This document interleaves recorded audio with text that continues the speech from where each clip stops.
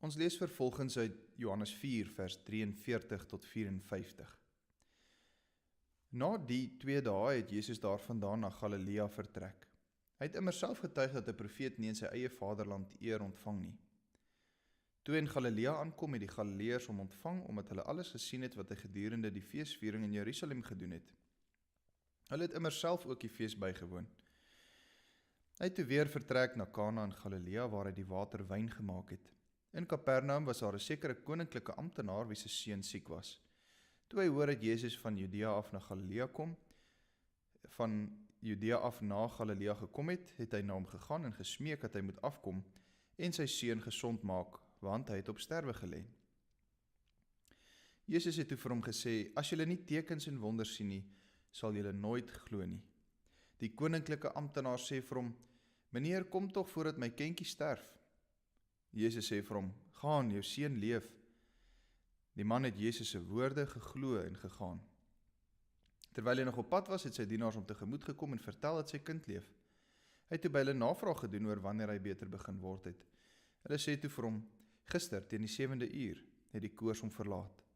Die pa het toe besef dat dit op daardie uur was waarop Jezus vir hom gesê het, jou seun leef, en hy en sy hele huishouding het tot geloof gekom. Hierdie tweede teken het Jezus gedoen na sy vertrek van Judea na Galilea. Ons weet nou al dat Johannes in sy beskrywing van die evangelie die wonderwerke en die res van die beskrywing van die evangelie en die verhaal van Jezus, dat hy dit so struktureer om 'n sekere punt te bewys. Hy het 'n baie meer 'n dramatiese vertelling van die evangelie. En ons weet in die evangelie volgens Johannes vind ons net 7 wonderwerke wat Jezus gedoen het, hoewel daar baie meer is. Nou hier is ons dan nou lees ons van die tweede wonderwerk wat Jezus Christus verrig het. Die eerste was daar waar Jezus water in wyn gemaak het.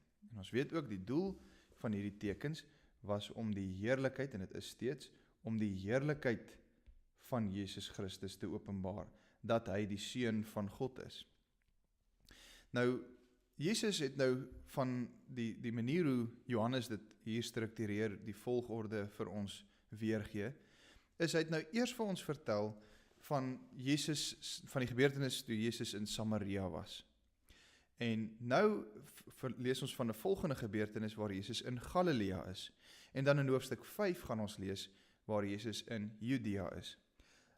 Wat besonders is van die manier hoe dit dan nou so hier gestruktureer word is, wat Johannes vir ons wys is, Judea wat reg in die middel lê, in ander woorde naby aan die tempel, daar waar die tempel is in Jerusalem, daar is Jezus veronderstel om hartlik ontvang te word. Hulle is veronderstel om hom te glo, alles wat hy sê. Maar dit gebeur nie. In Galilea, wat dan 'n bietjie verder is in terme van geestelike ontwaking, as 'n mens dit so kan sê, sien ons daar's 'n bietjie meer 'n ontvanklikheid van Jesus se woorde, maar hulle het nog steeds baie tekens nodig. En dan heel hier op die uiteinde sien ons Samaria. Samaria is met ander woorde die verste van die tempel af weg. Hulle is veronderstel om die verste te wees in terme van geestelike volwassenheid of geestelike ontwaking of reinheid. Ek is nie seker hoe mense dit sou sê nie. Maar die punt is, die Jode van Judea sou wou hê dat die Samaritane juis die laastes moet wees om werklik die verlosser te ontvang en te glo en gered te word. Die Jode wat by die tempel in Jerusalem was, sien hulle self as hulle wat die koninkryk van God sal beerwe. En nou het Jesus, soos wat Johannes dit nou hier struktureer, in Samaria die vrou by die fontein met haar gepraat en ook vir haar redding aangekondig. En nou is Jesus van hier af waar die mense net sy woorde geglo het. Onthou, hulle het gesê, ons weet u is die verlosser, net op grond van sy woorde. Nou is Jesus terug in Galilea. En dan in hoofstuk 5 gaan ons sien, kom hy weer in Judea. En in elke een in Galilea en in Judea gaan hy nou tekens verrig. En die tragiese vir Jesus in Galilea is weer eens die feit dat as hulle nie tekens en wonders sien nie, sal hulle nie glo nie. Hierdie Galileërs is heeltyd afhanklik van die tekens wat Jesus doen, sodat hulle kan bevestig dat hy werklik die profeet is. En Jesus getuig immerself dat 'n profeet nie in sy eie vaderland eer ontvang nie, soos vers 43 sê. En dit beteken dat Jesus hier in die uithoeke, met ander woorde hulle wat verder geestelik weg is van die tempel en so hulle aanvaar hom, maar die mense wat hom veronderstel is om te aanvaar, hulle aanvaar hom nie, hy ontvang nie eer daar nie. En so kom Jesus dan nou in Kana en in Kapernaum is daar dan 'n koninklike amptenaar wat hoor dat Jesus daar is. Die koninklike amptenaar is na alle waarskynlikheid 'n Romein. Ek weet nie presies, ons het geen idee, daar word niks verder gesê van sy identiteit nie, maar ons kan aflei dat hy 'n Romein was. En sy seun is baie siek. Hy vra vir Jesus, doen asseblief hierdie wonderwerk, maak asseblief my seun gesond. So die koninklike amptenaar wat nie 'n Jood is nie, wat 'n Romein is, wat 'n heiden is, hy glo dat Jesus by magte is om sy seun te red.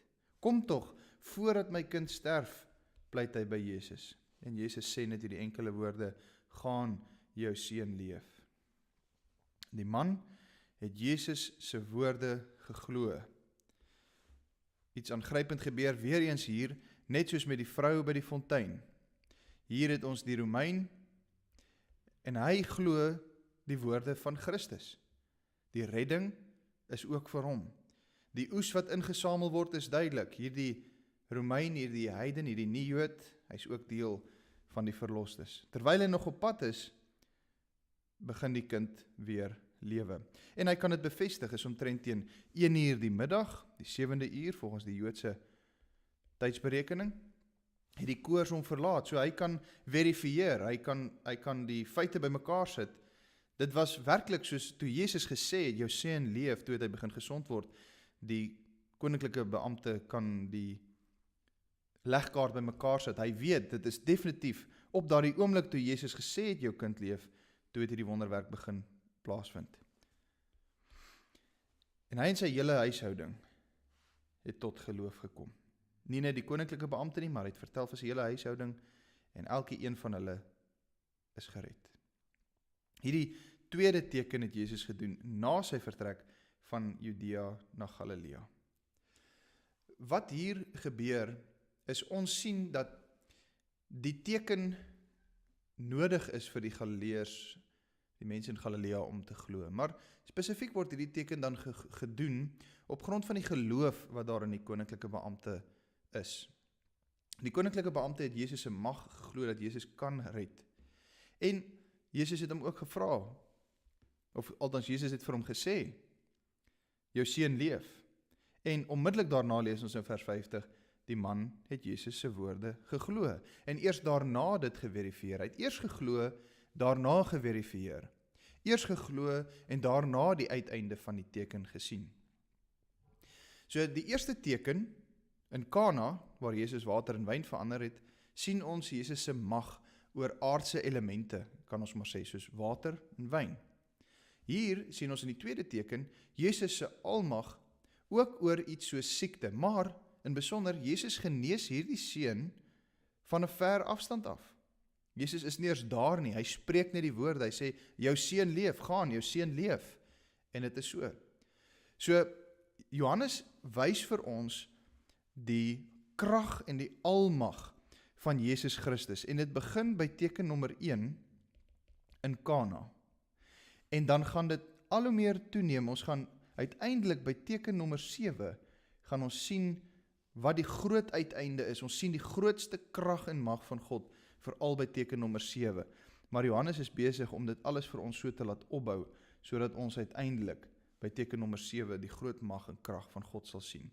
So ons sal uitkyk daarvoor ook.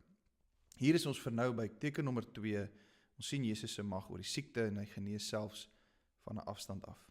Belangrik vir nou, ons gaan môre verder sien hoekom dit belangrik is, hierdie koninklike beampte het geglo en later geverifieer, maar dit was juis ook sy geloof wat hier 'n rol gespeel het. Jesus het die tekens gebruik om die Galileërs aan te spoor tot geloof. Hy wil nie hulle moet glo net op grond van die tekens nie, hy wil hê hulle moet juis glo sonder die tekens. Maar weens hulle geestelike onvolwassenheid weens hulle klein geloof, is dit vir hulle nog nie moontlik om dit te doen nie. Tog red die Here hierdie heiden, hierdie Romein, omdat hy geglo het dat Jesus by magte is om te red. Onse Vader wat in die hemel is, dankie dat U Seun Jesus Christus gestuur het. Hy wat krag en mag het, nie net oor die elemente soos water nie, maar dat hy selfs siekte kan genees.